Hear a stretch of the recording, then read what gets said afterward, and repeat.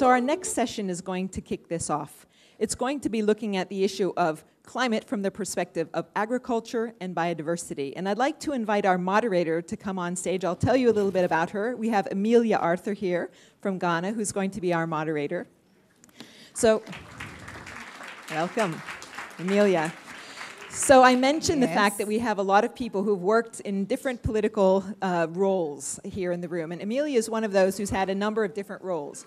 She's been the mayor of the Shama district in Western Ghana.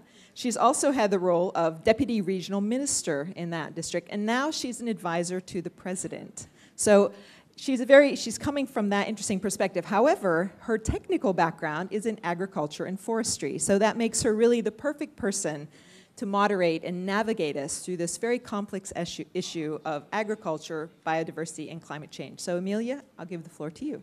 Welcome. Thank you very much. Thank you, Gillian.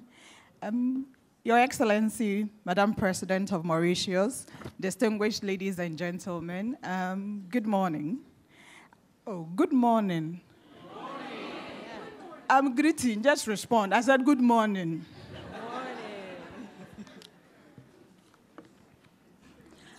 As the President sets the context beautifully and eloquently this morning, climate change is here, and climate change comes with extremities, sometimes overflooding, sometimes droughts, and definitely has an impact on agriculture and biodiversity.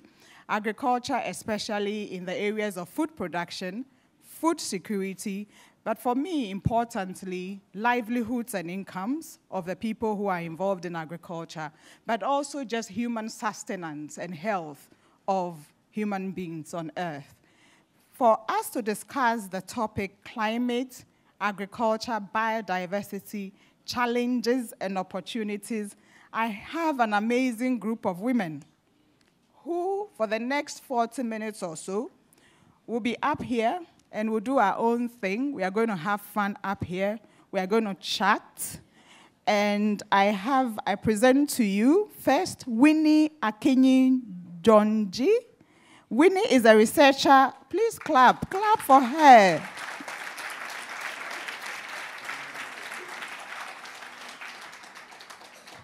Winnie is a researcher at Jomo Kenyatta University of Agriculture and Technology, where she is also working on her doctorate. She originally joined Jomo Kenyatta University for her BSc degree in horticulture and an MC degree in food science and nutrition. She has done extensive research on African indigenous vegetables, both agronomic and nutritional aspects, under the umbrella of her mentor and supervisor, Professor Mary Abu-Gucha. So she brings vegetables to this round table. I have another one who brings insects. And she is Segenet Kelemu.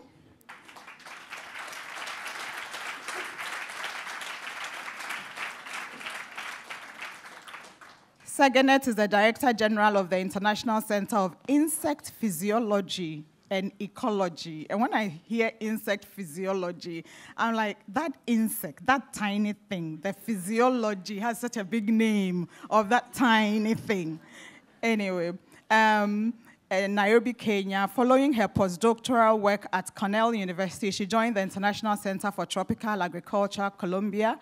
In 2007, she became the director of the Biosciences Eastern and Central Africa Hub, International Livestock Research Institute, Nairobi. Prior to joining ICIPE, she was the vice president for programs at the Alliance for a Green Revolution in Africa. Thank you very much, Segenet, for being here.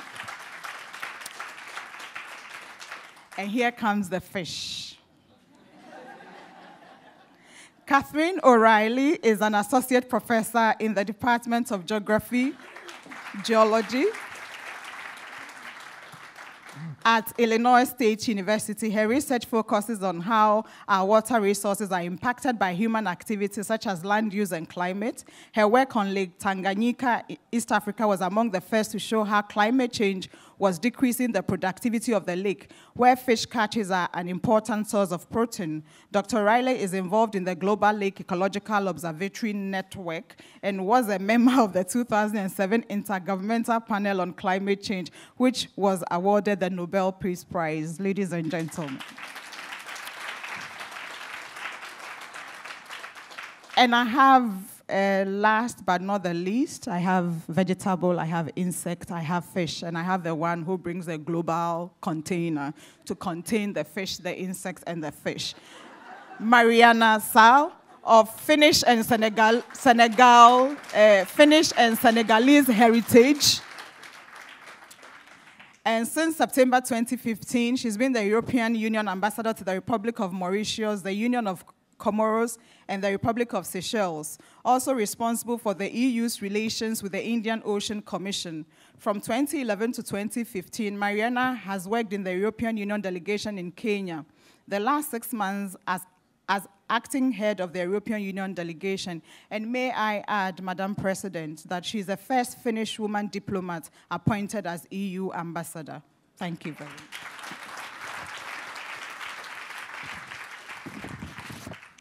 Ladies, let's dance. Okay, so I want to start with you, Segenet. When we talk about climate, agriculture, biodiversity, challenges and opportunities, what are some of the challenges your work has brought forth?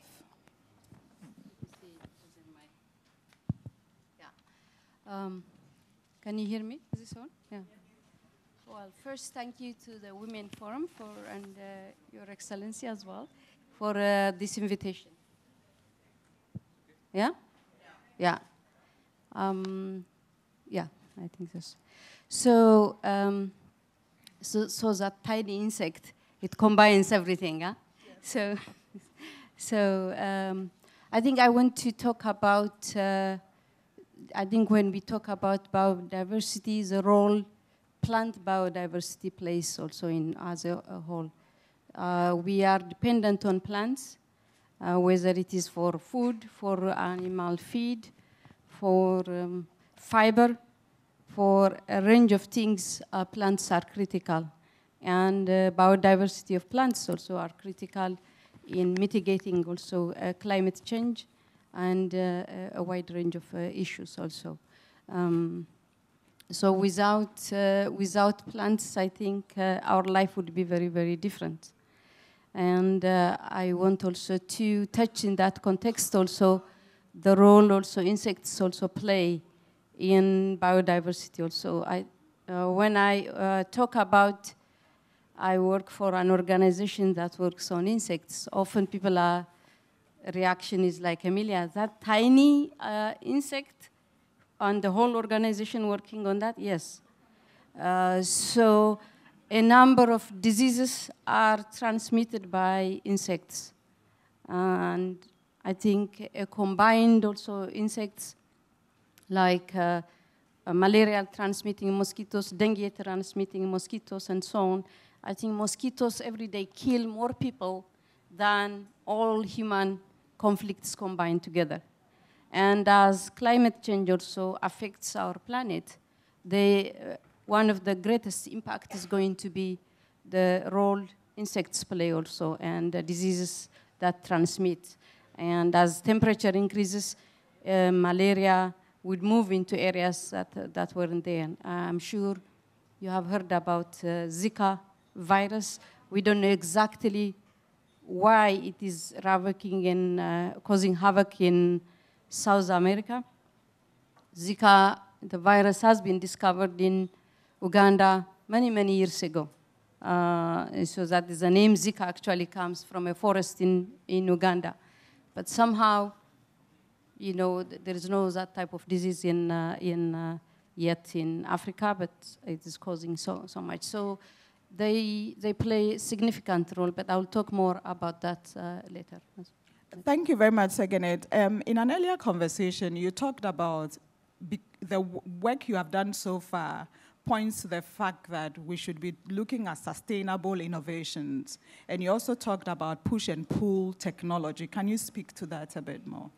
So I think the role of women, I think the president has spoken last night and today very eloquently about women. She spoke last night that definitely women feed Africa. There's no question about that. I just want also to expand it also, like if women strike for 24 hours, including homemakers, I think the planet would come to a standstill.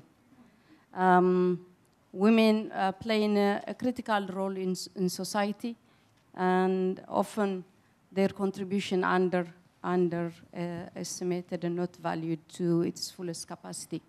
One of the technologies that my institution developed some years ago, and it's now impacting people, is what is called push-pull technology, a very sustainable agricultural system. That has a lot of science, basic science, chemistry behind it. For 20 years it was developed, and now it's making a difference in people's lives.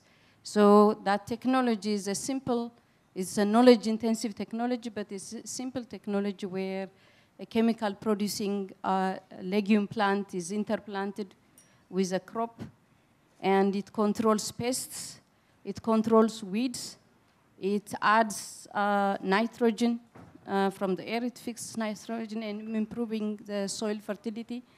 It provides a high quality feed for animals, but it makes a huge difference for women particularly, because for some reason, all this hard back-breaking work is reserved for women in Africa.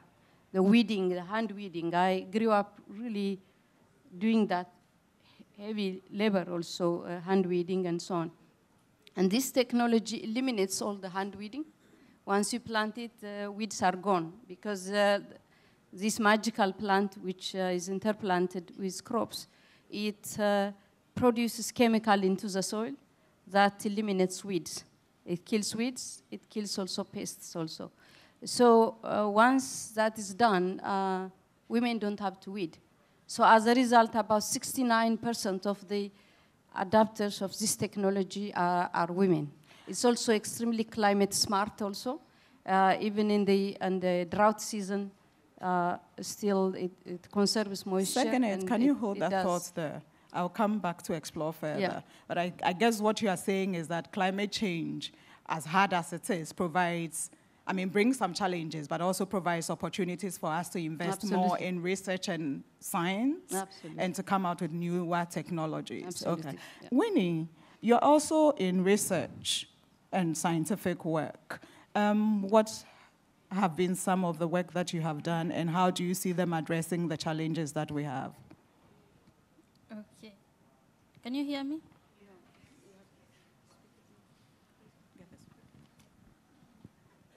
Okay, I'm very grateful to be here. I bring vegetables to you. In Kenya, when we talk about vegetables, we mean green leaves, not carrots. When you want carrots, you say, I want carrots. If you say vegetables, you'll be given green leaves. Since I came to Mauritius, I have not met green vegetables, so I have not seen vegetables. So the work I've been doing is on indigenous vegetables. These are vegetables which have their center of origin, primary or secondary, in Africa. And they are mostly consumed in Africa. They have been weeds for a long time. We see them as weeds. So maybe when you know them, but you don't know that they are vegetables. They have been considered as weeds, and they have been neglected. And it's seen that anyone who eats weeds is a poor person. But these vegetables are very nutritious. We have done a lot of research on the nutritional components. They are very nutritious. They have high minerals, vitamins, antioxidants, and they also have medicinal values. Apart from the nutritional aspect, they also have various agronomic advantages. They are easy to grow. They are very resilient to climate change. They have very short maturity period. And aside from that, they also have economic benefits. Right now, when you go to any supermarket in Kenya, you will find these vegetables. They are very expensive compared to the other vegetables. By the other vegetables, I mean kales and cabbages, which I hope everyone else knows. Now, I'm not sure if anyone here knows the indigenous vegetables. There are quite many.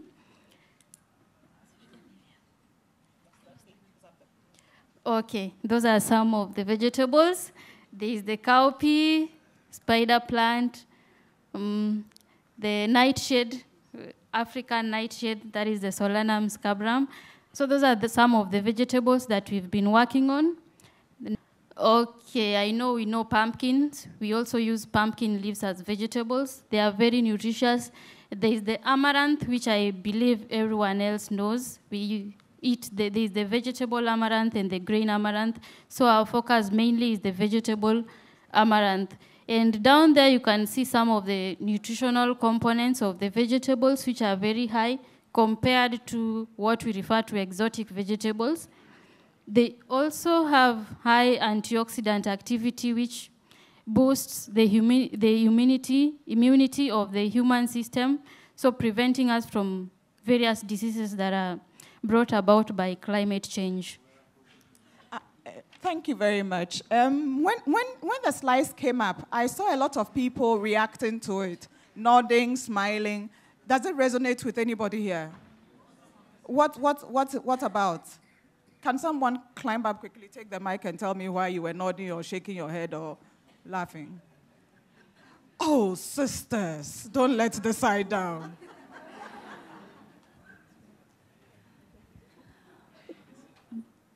Parce que je pense qu'on a tous reconnu ces légumes qu'on appelle, nous, à l'île de la Réunion, des brèdes. On a grandi en mangeant.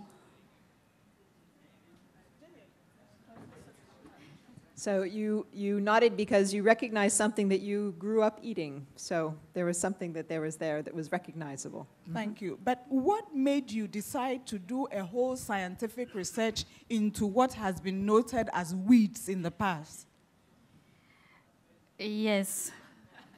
We were trying, the main objective of the research is to bring them from the weeds to the table. We want to encourage people to eat them, these vegetables. From research, we have found that they are very healthy. They have high nutritional value. There's a researcher who called them the African meat. They actually have some protein, though not a lot. They have high mineral value. So from the weeds, they are not poisonous plants. So from the weeds, we want to bring them to the table as now precious food. What has that got to do with climate change? The vegetables are, climate change, first of all, brings a lot of challenges to agriculture directly and biodiversity directly, in that biodiversity is getting lost, agriculture is being affected, and food scientists say that you are what you eat. So when what you eat is affected, your health is affected directly. Thank you very much. So I think very interesting points that the two of them have brought out, and there's a point of convergence there. It's insects and it's vegetable, but it's about finding resilient crops or resilient insects. What are their English names? Insects. Thank you. I turn my attention now to Catherine. Catherine, you have said that biodiversity conservation that supports agriculture is a complex enterprise. What do you mean by that? Yeah, I think many times people think about the climate change and how it will affect our food security. And when we do that, we often think of agriculture and agricultural yields and how we will somehow manage to grow enough crops in a changing climate. But I think, especially in Africa, agricultural and biodiversity conservation should be part of the same conversation. And I think that because natural resources in Africa, many people depend very heavily on their natural resources. So for example, wild-caught fish there are 10 times more wild-caught fish than there are farmed fish in Africa. And in the area that I work, around Lake Tanganyika, fish from Lake Tanganyika make up 40 to 60% of the animal protein. So that's just an incredibly important natural resource that we shouldn't ignore in our conversations about agriculture. You also did mention the thing about resource management and management planning, so to speak. I'd like you to marry that with the issue of fresh water in a situation where we are experiencing climate change. Yeah, I think this is one of the opportunities for many African and smaller nations that are still sort of in the process of developing. So these countries can move right into new, novel, innovative ways of growing crops and also maintaining their biodiversity because they're not hindered or held back by these very large agro-industrial practices which are common in, for example, North America and the United States.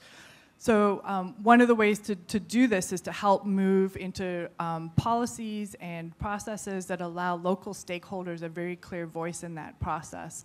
And for fisheries, one of the ways that we're doing this on Lake Tanganyika is working with beach management units, where each beach can manage its own catches, its mesh sizes, and things like that, and maintain some control over that natural resource. When you say agro-industrial practices like it's happened in North America, what are you referring to?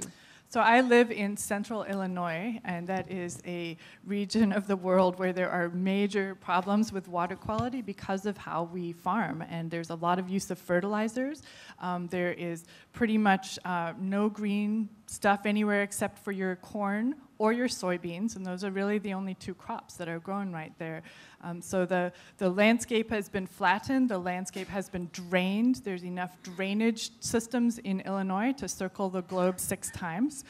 So it's very, very, very heavily managed system. And that problem with that system is it doesn't have a good ability to rebound or to change very easily because that's the way you farm in Illinois. So it won't adapt very well to climate change. So the opportunity here for us in Africa and Mauritius is that we don't repeat the mistakes? Yeah, don't repeat those mistakes. I think, you think about some of what Winnie's doing and the role of insects. You can create novel ways of growing enough food on small local scales that also help, support biodiverse communities in your farm fields, even, for example. Thank you very much. Now, Segenet, you look like you want to comment on that?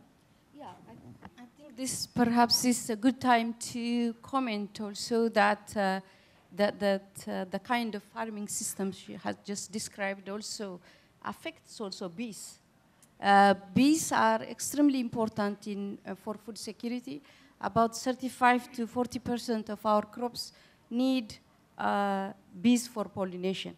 So there is now in North America and in Europe what they call bees colony collapse syndrome, which could be a result of also this type of farming system, heavy chemical pesticide, extensive range of monoculture that affects that also. So bees are critical component, and they should be complete component of food security system. So. I don't know if you're noticing what I'm noticing here, but I think it's very clear as at this point the interconnectedness and the relationships among and between all these different elements that you probably will be looking at independently or separately, but they are all related. And for us to be able to identify the actual challenges and opportunities that we have to start thinking, we have to stop thinking in a linear form, we have to start thinking about interconnectedness and the existing relationships. Now, I'd like to bring to you Marjaana Sall. I told you she's the first Finnish woman to be made an EU ambassador, and she's from Finland, but also has some Senegal relationship that I'd like to explore later outside of this context. But what you have been hearing so far are these 3 amazing women bringing their perspectives on what they've been doing. Now, Marjaana, just by virtue of where she is now, her position, brings a global perspective. So I'm going to invite her now. And Marjaana, if you can share with us what, from where you sit, you have seen as some of the challenges and opportunities, particularly around COP21 and the role of EU and how we move from here. Thank you very much. I'm very humble here to be speaking with all these amazing experts that are sitting here with me. So I will, yes, bring a bit of more of a global or EU-related perspective to the discussion. So first of all, I just wanted to start by saying that the COP21, the Paris Agreement, is really our joint success. It's really, it was made possible through our all common efforts, and we all played a major part there.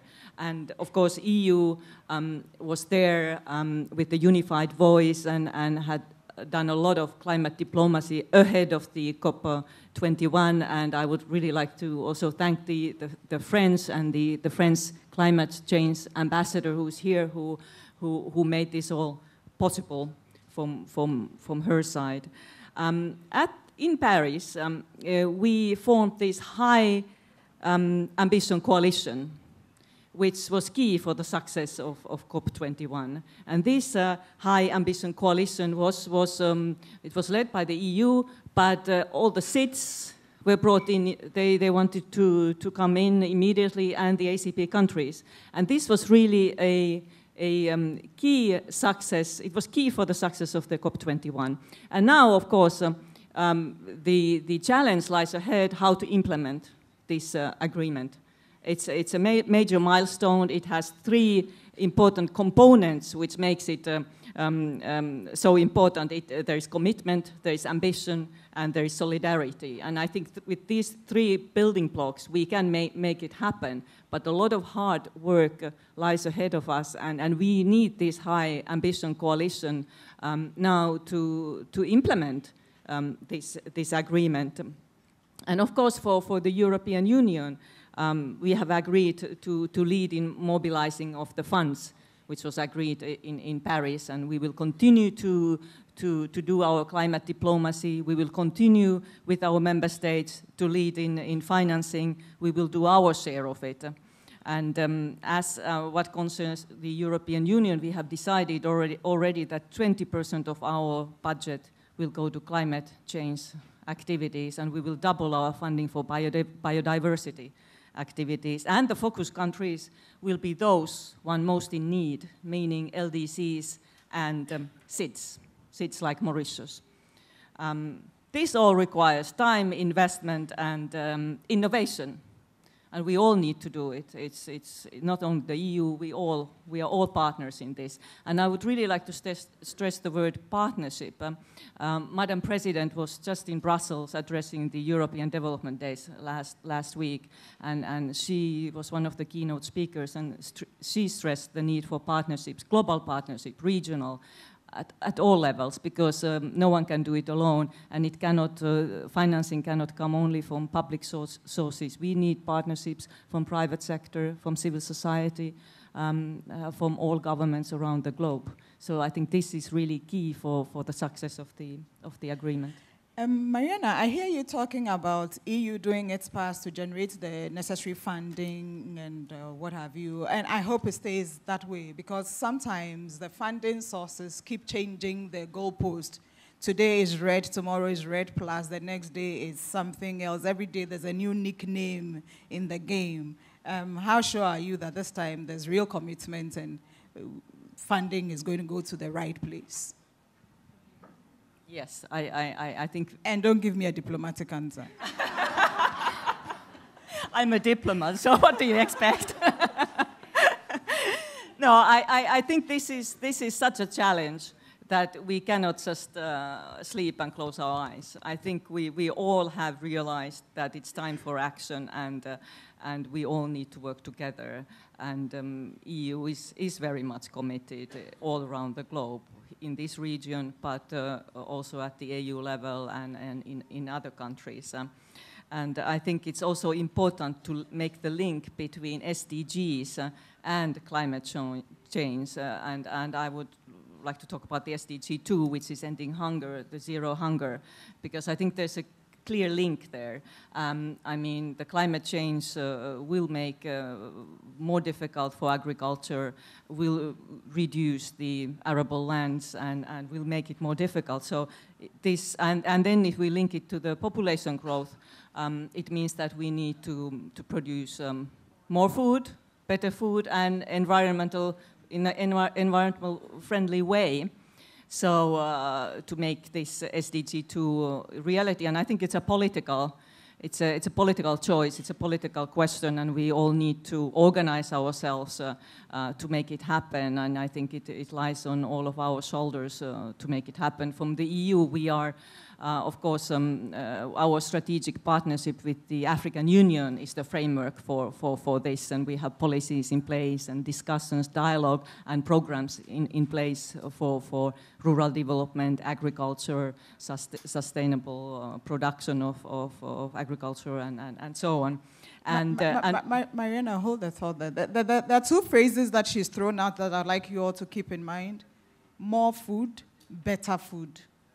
More food, better food. I'd like you to think about it, and we'll pick up a conversation on what needs to be done to get more food, and what is more food, and what is actually better food, and how what Winnie and Segenet are doing fits into better food. I wonder how McDonald's will be feeling right now hearing a panel talking about better food. Please, can you share with us some of the work that you've been doing in the APC and the SITS region? Yeah. In this region, at the Indian Ocean. Yes, and in the Indian Ocean region. Yeah, yes. And also, of course, with the SIDS. Yes, so I'm probably better placed to talk about our work here in this region, in the Indian Ocean. And we have a lot of programs together with the Indian Ocean Commission, who is a key stakeholder for us in this region, addressing climate change related issues, biodiversity, SIDS agenda, and fisheries, sustainable fisheries management, and all those kind of things. So we have various programs, because we understand the vulnerabilities of SIDS and the region here, and they need our support. And the Indian Ocean Commission has a regional mandate, which makes it a good partner in this field. You earlier on made another comment. You referred to a process of moving forward, and you talked about it being a political challenge. Can you speak to that a bit more? Well, I think it's a political challenge, because we need to make good policies and make good decisions in a way to make this SDG 2 happen, zero hunger happen, and we need to work at all levels. For us, for example, we reached out last October, when it was the World Food Day. We reached out to EU agribusiness and asked them to fund, finance, invest more in African agricultural business and institutions in a responsible way, meaning that we need to produce better food in a way, smallholder farmers, smart agriculture, sustainable production, and this all we need to have responsible investment. So we have been reaching out to EU agribusiness, and we will continue to do so. We have a new EU instrument to provide funding to these kind of activities, which will be used in the near future. What you say brings to my mind a discussion I think we should have, the role of the private sector. In all the work you are doing, in the challenges that you see, in the opportunities that are out there, do you see the private sector as a challenge, as an opportunity, as they showing the way forward to identifying opportunities, or just they should get out of the way? The private sector. You see? You see their reaction. Yes? Any of you want to go? Yes? Yeah, well, from our perspective and from my perspective, private sector is key to achieving this. It's an opportunity for us because we really need to engage more with private sector at all levels, because, like I said, the financing for climate change or the SDGs cannot come from public sector only. It's not enough. So we need to engage with private sector, and they need to lead the way as well in all this. And for us, for example, we have the European Investment Bank, which can support private sector lending and investment to private sector.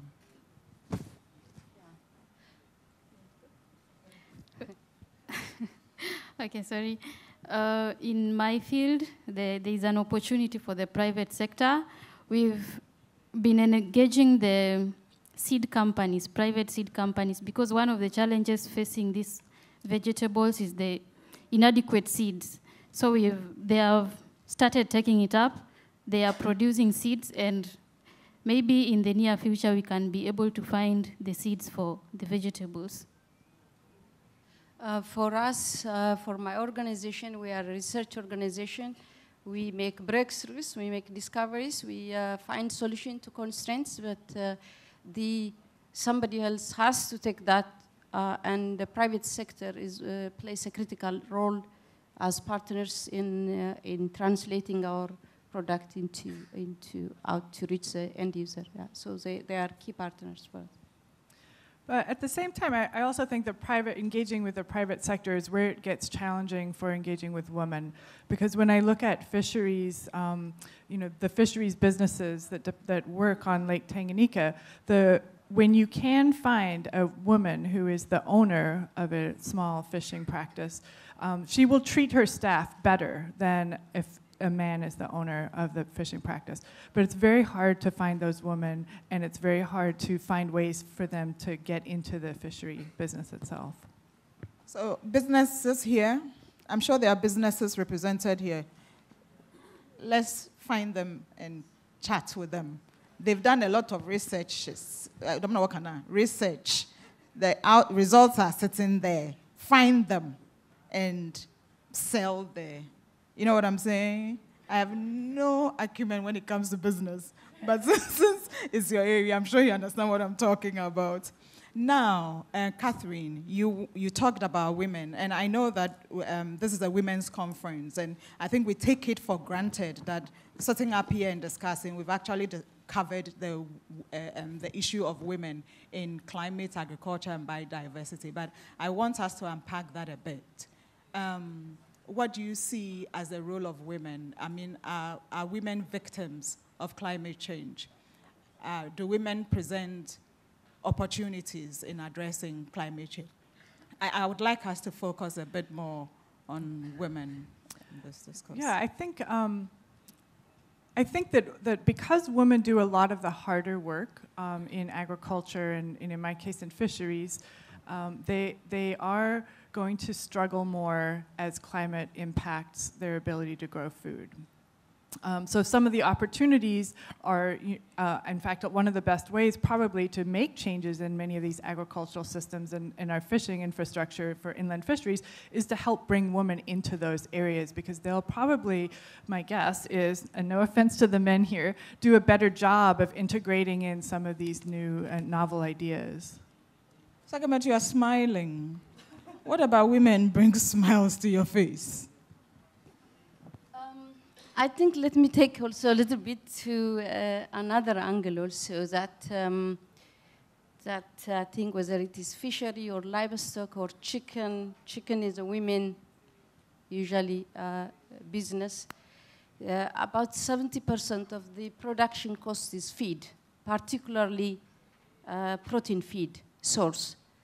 So I think Catherine would know the figures. A huge amount of the fish is also taken out into fish meal.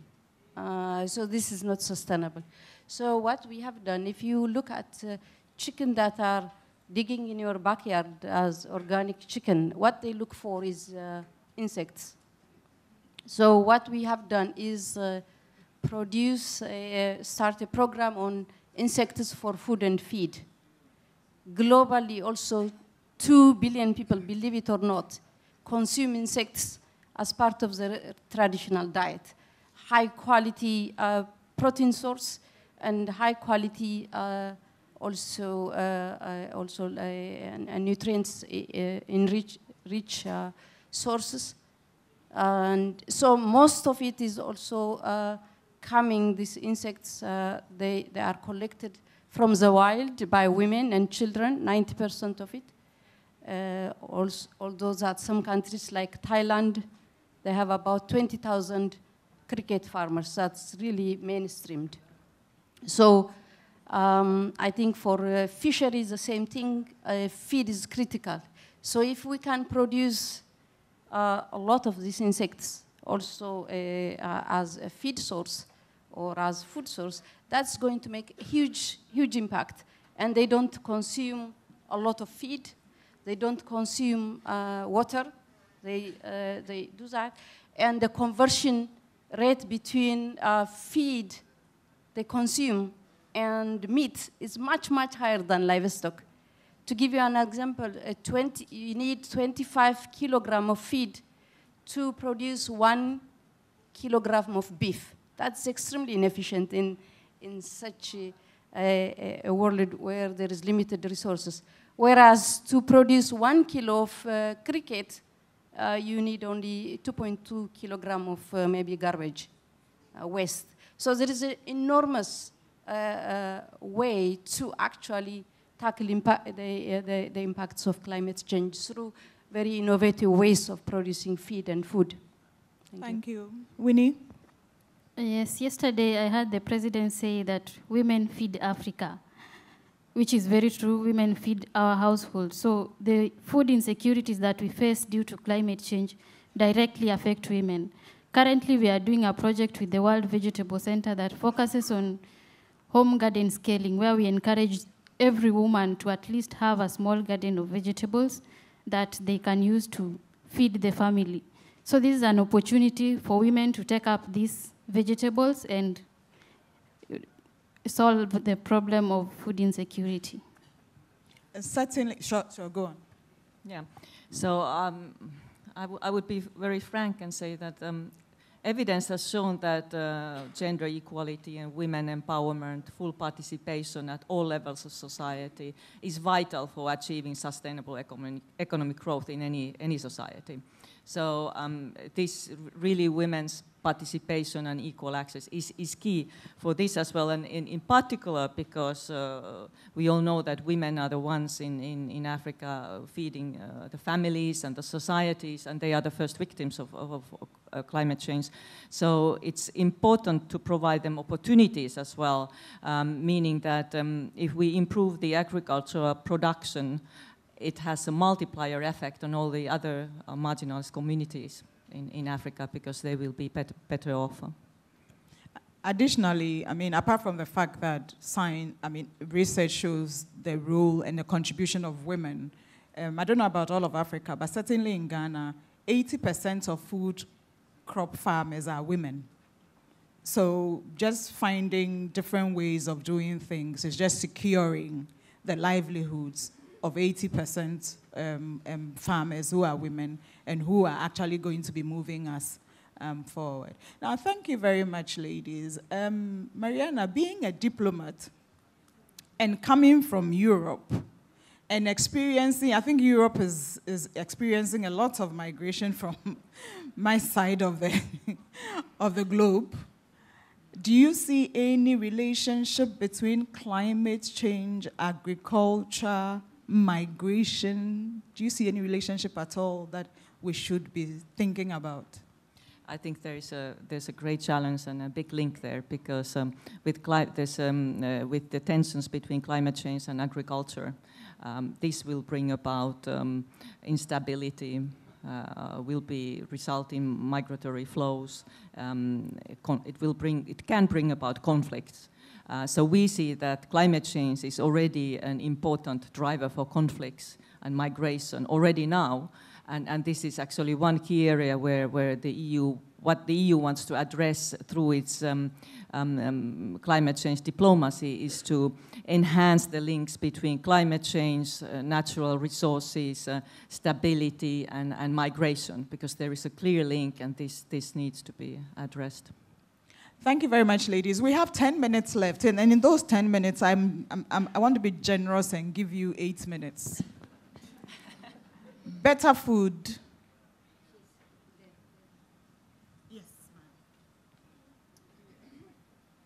ma'am. And also, if you have any questions to any of them, you can ask.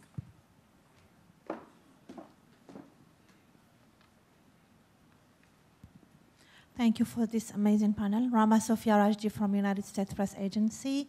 My question would go for Mrs. Marjaana for the European Union action. Mr. Julius, at the previous session, he spoke about, and you also spoke about 80% of the agriculture productions coming from rural activities of women in Africa mostly.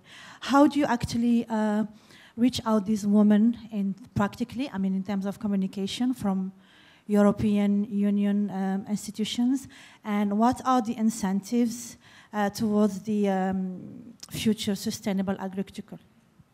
Hold that one. Let's take a couple more. Any more? Anybody wants to say something? Anybody wants to tell us how we can do better food and more food? We can take a couple of more questions, and then we'll ask our speakers to answer them together. So I think there was one here.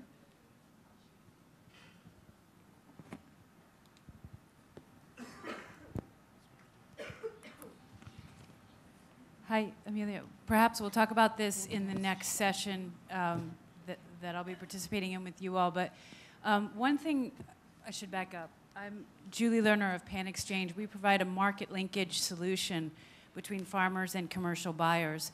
We started in maize and wheat and in Kenya, and by customer demand have gone into cowpeas and several other types of beans and sorghum and so forth.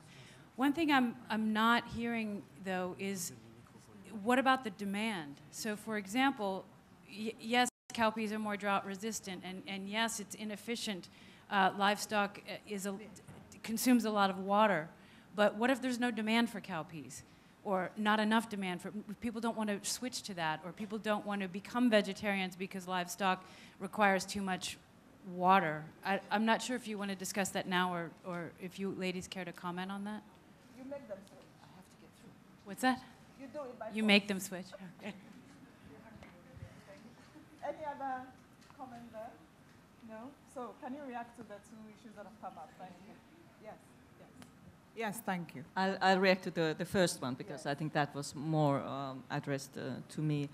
So yes, you asked about how do we reach out to women and how do we implement these programs. So we have about 8.8 billion euros for sustainable agriculture and food security up to 2020, what the EU has committed in developing countries. That's a lot of money, and what we want to do with these programs is that it's rural development. It's providing more value addition to agribusinesses, and the target often in these programs are youth and women. So we target through our rural development, food security programs in various countries where this is a focal sector. I know, for example, Kenya very well because I used to be there. Rural development, agriculture is one of the focal sectors. So there are various programs in Africa where we target this question, and women and youth are really the target audience. Here in Mauritius, we are about to launch a smart agriculture program. This will be climate change adaptation, and one of the target areas, target audience is women smallholders. You want to speak to the demand question that was raised? Yes. According to our research, we have seen that these vegetables are very healthy. So first of all, to create demand, we first encourage people, we first tell people that these vegetables are really healthy. And then the next thing, we look for processing techniques, preservation techniques, because they are perishable, so that we can preserve them for a long time. Currently in Kenya, the demand is really growing. When you go to the supermarkets, they have higher demand than any other vegetables. And I'm thinking about my last question to the panel before we get off the stage is, therefore, the role of governments. What is the role of local governments, national governments, central governments in identifying the opportunities that exist? In the things that you have discussed so far, what do you see as the role of local and national governments? All of you. Okay, I'll speak. I think, so I know, because I spoke earlier as a proponent of sort of engaging local stakeholders and including their voice in the processes. And that's important, but the role of government is, there's still a role there, and government needs to make sure people are well educated so they have the information that they need to make decisions going into the future, because climate is going to keep changing. This is a moving target that we're working with. It's not a new fixed position that we'll be operating under. So making sure people have access to the education and information they need is important. And then also working to make sure that that local people have the support that they need to have their local stakeholder involvement. And that usually involves possibly alternative business models, so that if there's a closed season for fishing, for example, people still have a way to get some kind of income and food. And it also means that the governments have to work with these local communities to provide enforcement. So if local communities are creating internal rules that they want their local people to abide by, local judges need to follow those and come down with enforcement policies. And we see this, for example, not working right now in Tanganyika. Thank you. Yeah. There is no question that the government plays a critical role in this, creating the right policy and enabling policy, investment in science technology. It's not just only the government also, but I think the media also plays a critical role, should play a critical role, working together with scientists, policymakers, and so on, to educate the public. The role of government, we have the ministries in government, the Ministry of Agriculture, who have direct contact with the farmers. So we encourage the ministries to help us in promoting the vegetables to the farmers directly. Marjaana? Yeah, I think the governments, they have a crucial role to play here, because climate change is a very complex issue. You need various ministries on board. You need to coordinate your action. And then government, of course, is the body who drafts policies, adopts policies, legislation, frameworks, and creates enabling conditions for business and other kind of entrepreneurship. So they really have a crucial role to play. And depending on how much power is devolved to the local governments, then that really depends on, varies from country to country. Thank you very much, ladies. And Madam President has shown the way by bringing us all here, that government has a massive role to play. Thank you very much, audience, for listening to us. So, Thank you very much, Emelia. Thank you to our speakers. So, Emelia, if I could just ask you a quick question. One of the acronyms that came up several times was SDGs, and we heard it also this morning. Can you just tell us what SDGs stands for and why we should care about the SDGs? You're going to... The Sustainable Development Goals.